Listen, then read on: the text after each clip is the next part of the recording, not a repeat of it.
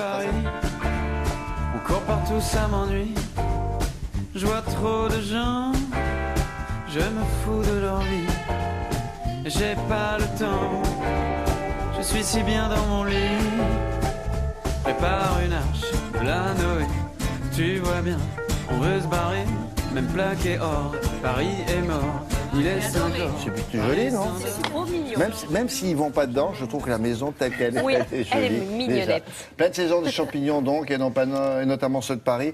Bon, on a fait ça aujourd'hui, mais la dernière fois, on avait parlé des autres champignons. Donc, oui, parce que c'est vrai que l'automne, c'est l'incontournable, les champignons. Mais alors, franchement, si vous regardez quand même le prix au kilo, il y en a certains qui sont vraiment très, très onéreux. Et je me suis dit, bon, heureusement que le champignon de Paris est là, parce que celui-là, au moins, il est accessible. Ils sont onéreux, pourquoi? Pénurie Ben oui, et puis il faut quand même les ramasser à la main, c'est quand même du boulot, et du coup, les prix quand même Vous payez la main-d'œuvre? Oui, bien sûr qu'on paye la main-d'œuvre, et puis il faut récolter tous les petits cueilleurs. Vous savez, on récolte la récolte de tous les petits cueilleurs, on la centralise, et ensuite on revend les produits. Bon. Et donc les prix, moi je trouve, sont un petit peu chers. Donc le champignon de Paris est là, et heureusement. Alors vous savez que le champignon de Paris porte finalement mal son nom. Ce champignon de Paris serait né sous Louis XIV, à Versailles, et puis ensuite, ce champignon a été cultivé dans les catacombes, dans les carrières parisiennes. Et au moment où on a construit le métro, forcément, les champignons étaient plus trop désirés à cet endroit-là. Donc, ils ont émigré du côté de Saumur. Voilà où on produit les champignons. Et si je vous dis Saumur, vous pensez à quoi spontanément ? De la cavalerie, moi. Exactement. Non, c'est ça? Mais c'est ça, absolument, c'est le cadre noir. Quel lien, vous allez me dire, entre la cavalerie et mes champignons de Paris?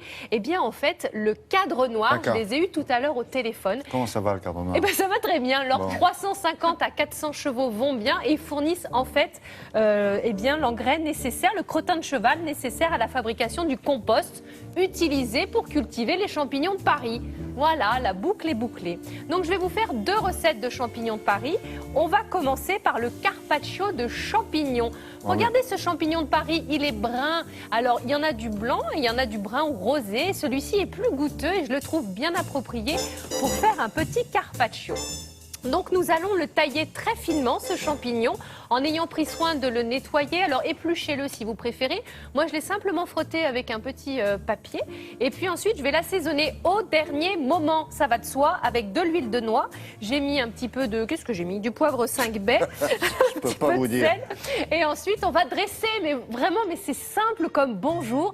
Vous mettez un petit saumon fumé, une petite tranche bien assaisonnée de champignons, croquant, vraiment avec un petit peu de noix, un peu de roquette, là aussi bien assaisonné. Et vous allez, dresser ça. Ça fait une entrée, mais vraiment en 5 secondes. C'est très élégant. Ou une salade de champignons. Exactement. Comme ça. Avec l'huile de noix, c'est très bon. Exactement. Ouais. Voilà, une petite entrée, une idée très simple. Mais je ne vais pas m'arrêter là, car le champignon de Paris, serviable comme il est, peut aussi nous servir à faire un dessert. Et c'est bien là toute l'originalité, parce que finalement, quand on y réfléchit, le goût est plutôt neutre. Donc pourquoi pas le faire cuire dans un sirop avec de l'eau, du sucre, du jus de citron bien sûr pour qu'il ne noircisse pas. Et on va faire un petit sabayon. Vous savez, c'est cette crème mousseuse obtenue à partir de jaune d'œuf. Démonstration, le sirop pour cuire les champignons, du sucre, de l'eau. Bon, un sirop, classique. On va mettre un jus de citron, évidemment, pour garder la blancheur de nos champignons de Paris. De l'eau, du sucre, du jus de citron. Ça, c'est la base. On va ensuite couper les champignons de Paris, blancs cette fois-ci, et on va les mettre à cuire dans ce sirop, avec de l'eau, du sucre, du jus de citron.